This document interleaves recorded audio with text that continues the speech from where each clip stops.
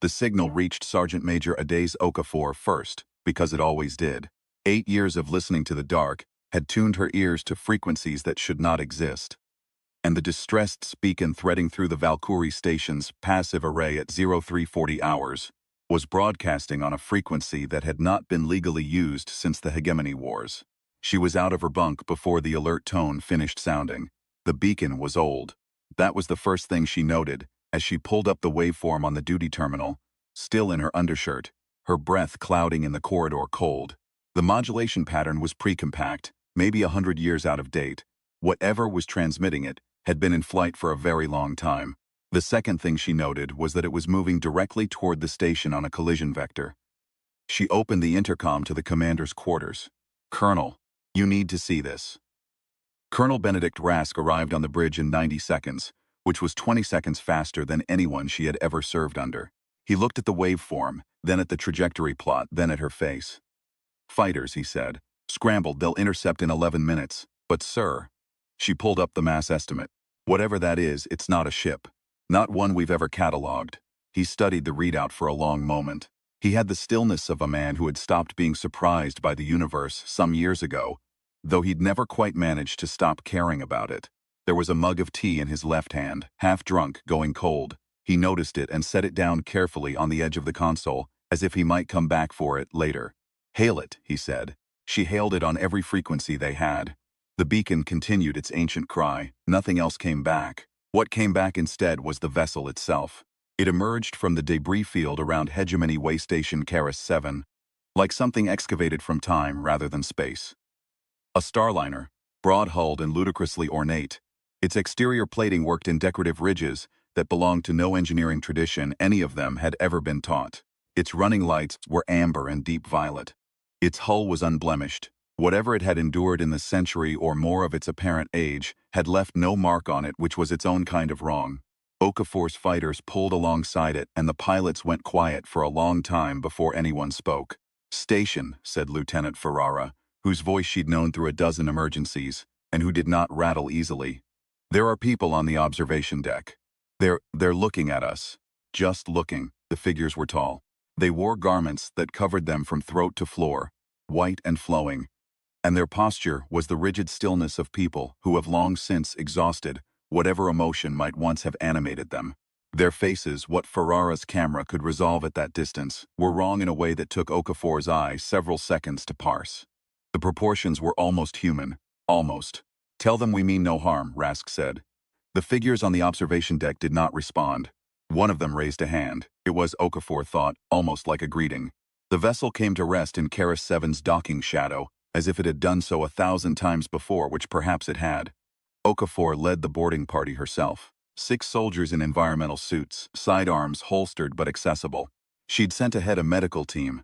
If the figures were in distress, however unknowable that distress might be, she wanted to be ready. The airlock opened without prompting, which told her the vessel's systems were monitoring them. The corridor beyond it was warm and lit in that amber-violet scheme, and it was beautiful in the way that old things are beautiful. Not designed to impress, but accrued over time into something that could not be replicated. The walls held patterns she couldn't read, flowing scripts that curved and doubled back, and the air had a quality she associated with old libraries, with archives, with places where time had settled like silt. The figure who met them in the first corridor had clearly once been a man. He was tall and broad-shouldered, and he wore the same white garments as the others she'd seen from outside. But his face, she held herself very still and made her expression professional, because the wrong response here could end everything.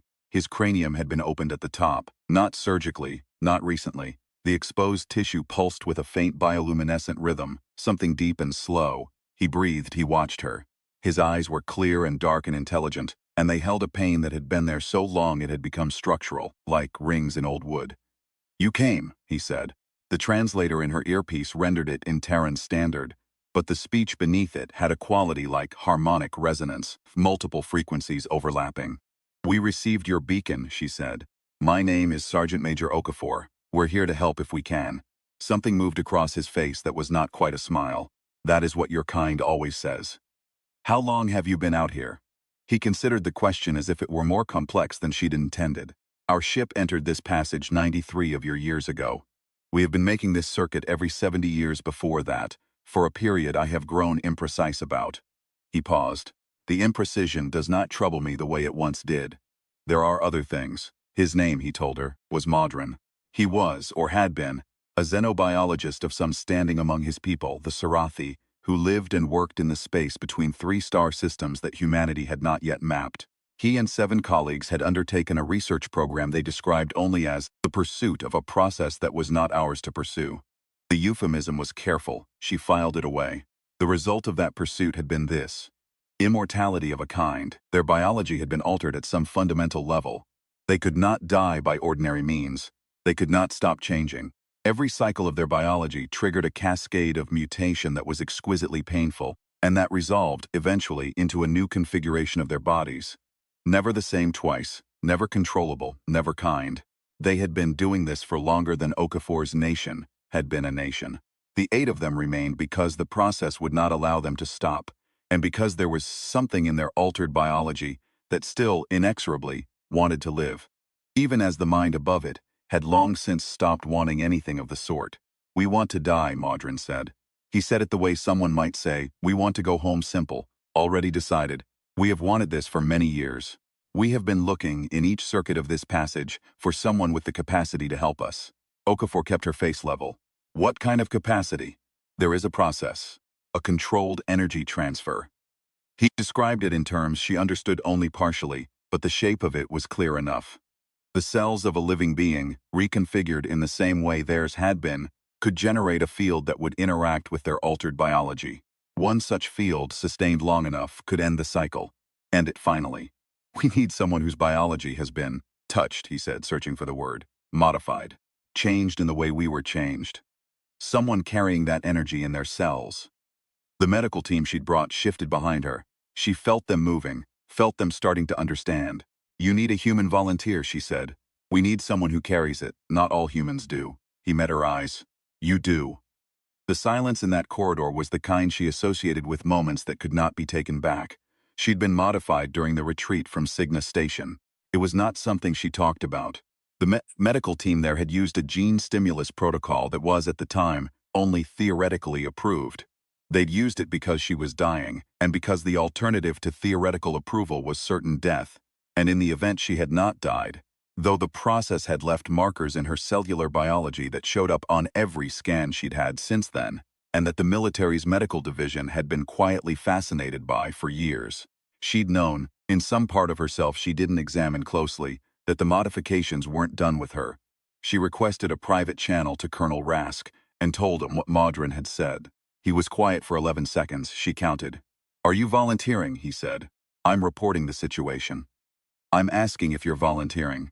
She looked down the corridor at the 8 figures, who had gathered at a respectful distance, not crowding, not demanding, just waiting. They were extraordinary in their damage. Each one's mutative cycle at a different stage, each face and form registering the long cost of what had been done to them. One was barely recognizable as the species it had started from. Another was very close to something human, and this was somehow worse. They waited with the patience of those who have learned that patience is not a virtue, but simply the only option remaining. "I'm aware of the risk," she said. "That's not what I asked." "Yes," she said. "I'm volunteering." Another silence. "I'm coming aboard," Rask said. "Don't do anything until I get there." He arrived 20 minutes later, still with his tea, a fresh mug this time, which she suspected was a gesture of normalcy rather than actual thirst. He walked the corridors of the Sarathi vessel, with the careful attention he gave to everything, not touching anything, examining everything. The vessel's other occupants glided past doorways at the edges of their movement, present but not obstructing. Okafor had noticed that they moved in a way that seemed frictionless, as if the floor were offering them no resistance. She did not point this out to Rask because she suspected he'd already noticed.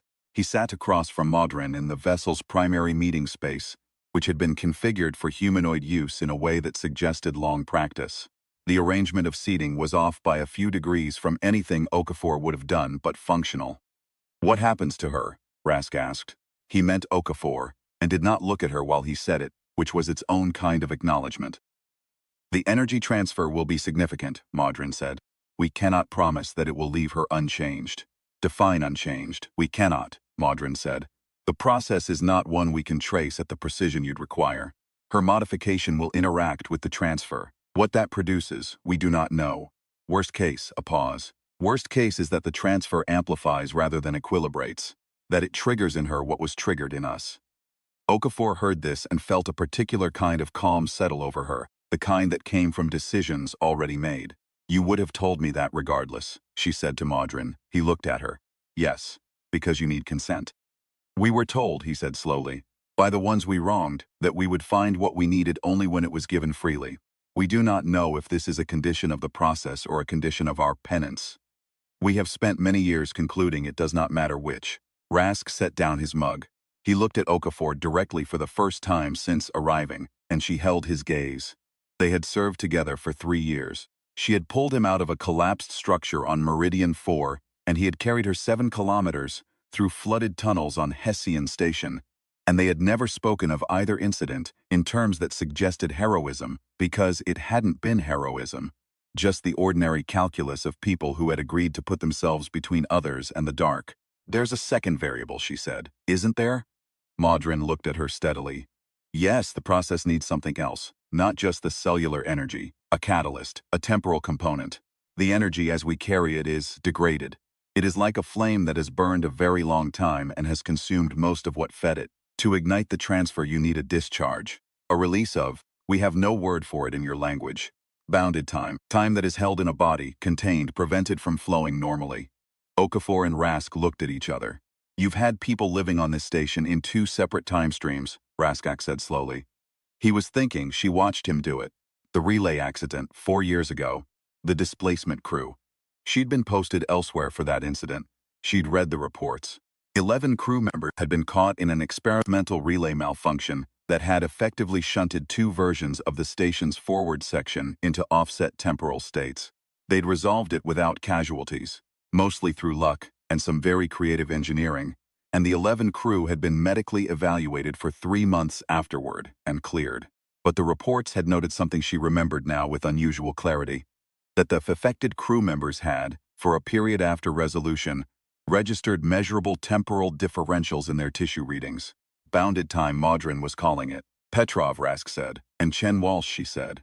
They were both on the displacement crew. If you brought them together, if we brought them together in the right conditions, in the right moment, the contact would produce a discharge. She turned to Modron. Is that what you need? A discharge of that kind at the moment of transfer? Modron's expression did something complicated. Yes, precisely that. We have been searching for such conditions for many circuits. You could have just asked, Rask said not unkindly. We are Sarathi, Modron said. Our capacity for direct communication is. He stopped. Something in his face shifted. We were once very proud. Rask reached for his mug, found it cold, and set it back down. All right. Then we need Petrov and Chen Walsh.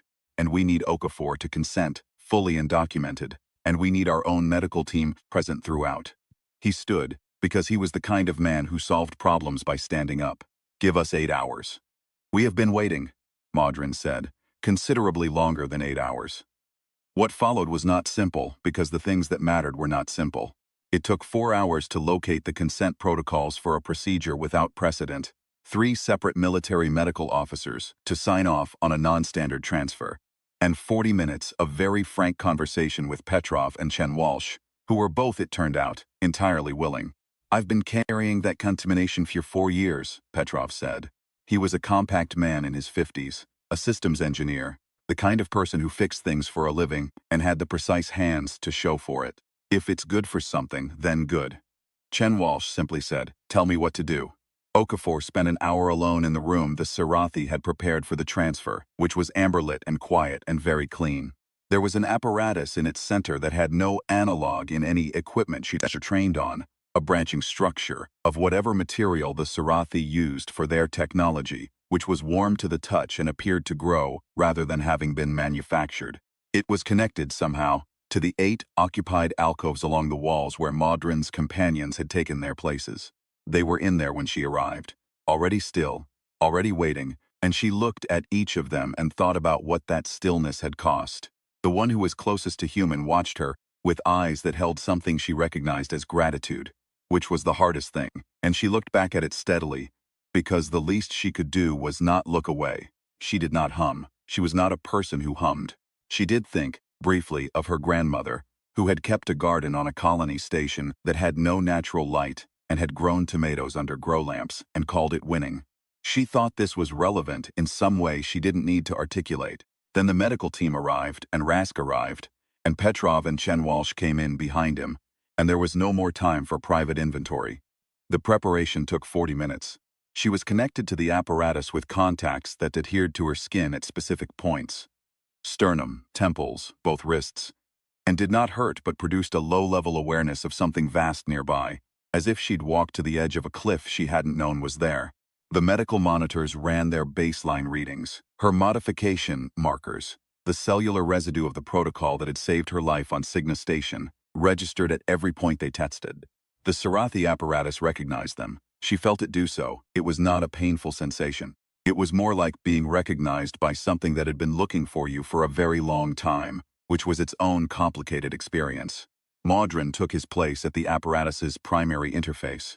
He was calmer than she'd ever seen another living being, which she realized was because this was the calmest moment of his existence in a very long time. The 8 in their alcoves were already partially transitioned. The mutation cycle that had plagued them visible in the slow luminescence of their tissues, the rhythmic wrongness of their biology, caught in this almost permanent state of becoming something they didn't choose. "Are you ready?" he asked. "Yes," Okafor said. "The transfer will take 4 minutes. In the 3rd minute, you will feel." He paused. "We cannot describe what you will feel. Only that it is not what we felt when this began. What you will feel is the exit, not the entry." She nodded. "At the peak of the 3rd minute," he said, "the catalyst must occur." She looked at Rask.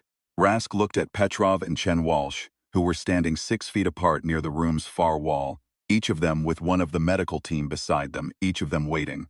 "I'll call it," Rask said.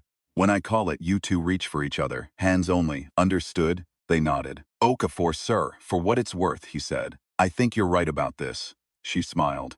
It was a small smile, the kind that didn't need to be large to mean something. "Don't get sentimental, sir. You'll ruin your reputation." He made a sound that was almost a laugh. The apparatus began. The 1st minute was nothing she could have prepared for, and nothing she could accurately describe afterward. It was like standing at the full output of a reactor and finding it warm rather than consuming. Her cellular modification was responding to the apparatus the way a lock responds to its key, and the energy moving through the contacts was not alien to her body, because some part of her body, for 4 years, had been waiting to spend it on something that mattered. The 2nd minute was harder. The Sarathi in their alcoves began to change. Not slowly, not gradually, but with the rapid, visible deterioration of a cycle moving too fast, burning through what remained of their accumulated mutation in a cascade that the apparatus was capturing and redirecting. She felt it redirect. She felt it move through her like a current finding the sea. It was not comfortable. She held very still. The 3rd minute arrived. She knew it arrived because everything she was feeling doubled, and then doubled again, and the apparatus at its center began to produce a sound she felt in her back teeth, and she understood without being told that this was the moment at which the process could fail. That the energy gathered was immense and directionless, and needed the catalyst to resolve. That without it the field would collapse back into the apparatus, and into her, and into the 8 waiting Sarathi. And none of that would be good, and she could feel the gathering of it in every cell she had. She did not look at Rask. She closed her eyes. She heard him say, "Now." The sound they made, Petrov and Chen Walsh reaching across 4 years of held temporal differential to touch, was not loud. It was a soft percussion, like a pressure equalization, like 2 sides of a held breath meeting in the middle, and what it released was not a dramatic display of light and power, though there was light and there was power. What it released was a precision, a narrow, exact discharge of the exact frequency and the exact magnitude that the field needed, delivered at the moment the field required it. Because the universe had produced 2 people in the same room who between them held the fractured echoes of the same 4 years, and those echoes finding each other produced something that could not be produced by any other means. The transfer completed. The 8 Sarathi in their alcoves went still, then went still in a different way, which she recognized as finality rather than waiting.